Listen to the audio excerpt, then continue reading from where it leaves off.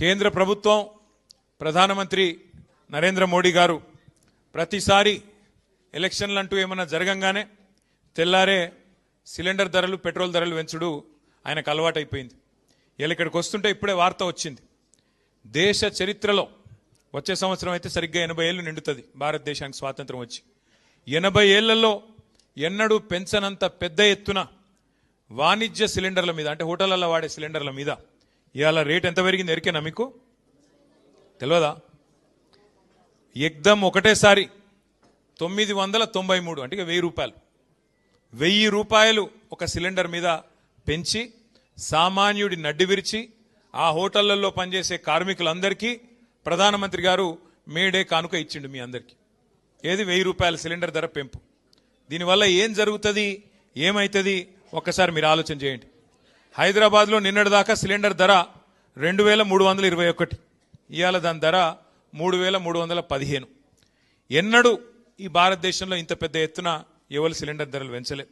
దీనితో ఇప్పుడు ఏమవుతుంది, హోటళ్లల్లో రెస్టారెంట్లలో పనిచేసే కార్మికులందరికీ దినదిన గండం అన్నట్టు వాళ్ళ పరిస్థితి.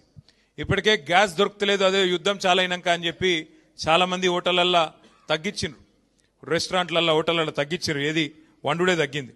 కానీ ఇవాళ సామాన్యుడు, ముఖ్యంగా లక్షలాది మంది పిల్లలు హైదరాబాద్లో బ్యాచిలర్లు ఇక్కడ ఐటీ ఉద్యోగాలు చేసుకుంటూ ఇతర ఉద్యోగాలు చేసుకుంటూ హోటళ్ల మీద మెస్సుల మీద ఆధారపడేటోళ్ళు ఉంటారు. వాళ్ళందరికీ ఇలా ఇబ్బంది, వాళ్ళందరికీ మరి ఆహారం ధర పెరిగిపోతుంది. అట్లాగే కేవలం వాణిజ్య సిలిండర్లు మాత్రమే కాదు, 5 కిలోల చిన్న సిలిండర్ల మీద కూడా ధర పెంచిండ్రు. 261 రూపాయలు దాని మీద కూడా పెంచిండ్రు. దాంతో ఏమవుతుంది, నిత్యావసర వస్తువులు ధరలు అవి మళ్ళీ ఒక్కసారి పెరిగిపోయే ప్రమాదం. ఇప్పటికే మీకు తెలుసు, రూపాయి విలువ పాతాళానికి పోతా ఉన్నది. ఇంకో దిక్కు సిలిండర్ల ధర ఆకాశంలోకి పోతున్నది. గతంలో ఒకసారి ప్రధానమంత్రి గారు ఒక మాట అన్నారు, అయ్యా మరి 2 కోట్ల ఉద్యోగాలు ఇస్తాన్నావు కదా సంవత్సరానికి, మరి ఏవి ఉద్యోగాలు అంటే ఆ రోజు మోడీ గారు అన్న మాట ఏంటంటే, పకోడీలు వేసుకుంటూ కూడా ఉద్యోగమే కదా, పకోడీలు వేసుడు బజ్జీలు వేసుకుంటూ కూడా ఉద్యోగమే కదా అని మాట్లాడిండు.